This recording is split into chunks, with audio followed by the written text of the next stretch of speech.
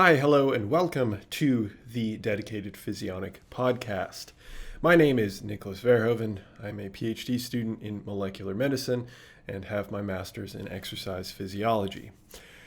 So, with the formalities out of the way, today we're going to be briefly discussing why your total testosterone, this usually applies more for males, why your total testosterone does not matter as much as people make it out to be. So people like to compare different testosterone levels.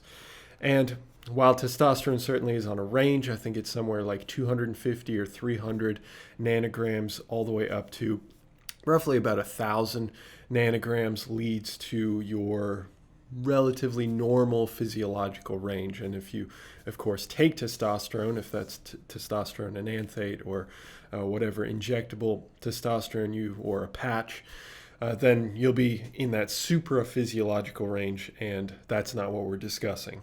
I'm not discussing TRT either. It's just really just that physiological range, which granted, I suppose TRT would bring you into that physiological range, but I digress.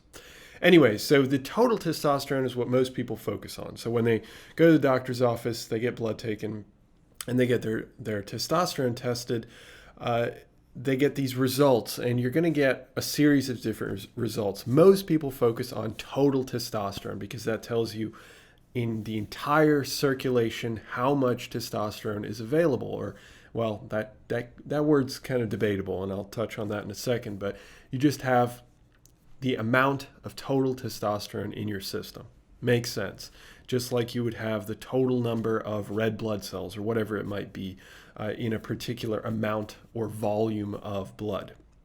So testosterone is actually broken up into 3 different categories. Typically people separate it into 2 different categories. So when you're talking about total testosterone, that is broken up into bound testosterone and free testosterone.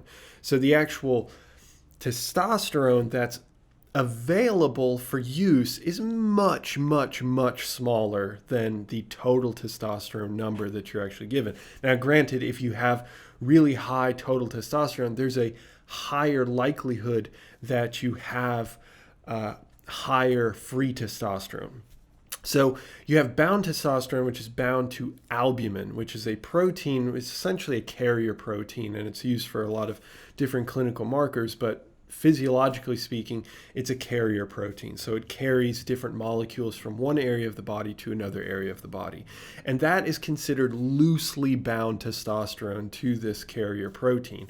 It can dissociate from that albumin, but I'm not going to go into any more details than that.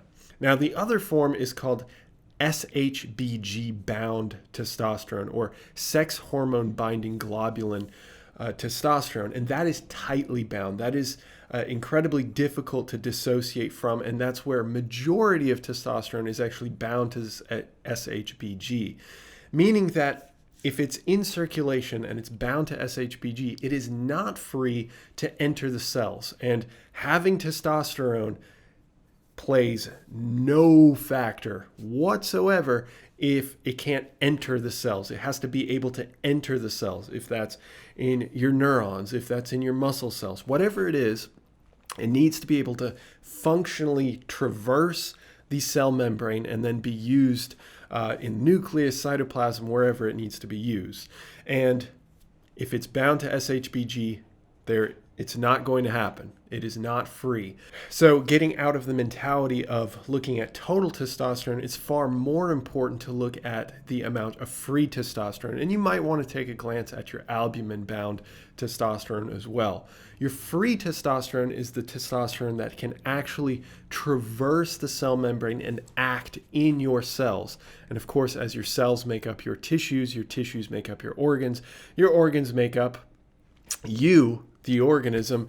It's incredibly important that that testosterone enters the cells. If it doesn't enter the cells, it's like you being stuck in one room and you have millions of dollars in another room, but you can't access that room. There's no door to that room, and you have no tools to break down the walls. It's absolutely worthless. So that's what I've got to say, focusing more on free testosterone when you get your testosterone results back, or understanding that having high total testosterone does not necessarily mean that you have high free testosterone. It tends to kind of go hand in hand, because if you're overall increasing testosterone, you're going to see that bump in free testosterone, but that doesn't necessarily mean that's the case. So always making sure that you prioritize free testosterone over total testosterone is probably a more educated way of going about understanding and applying your testosterone results. All right, with that said, hopefully it was informative, and I hope that I have the pleasure of speaking with you in the next one. Have a good one, guys. Bye.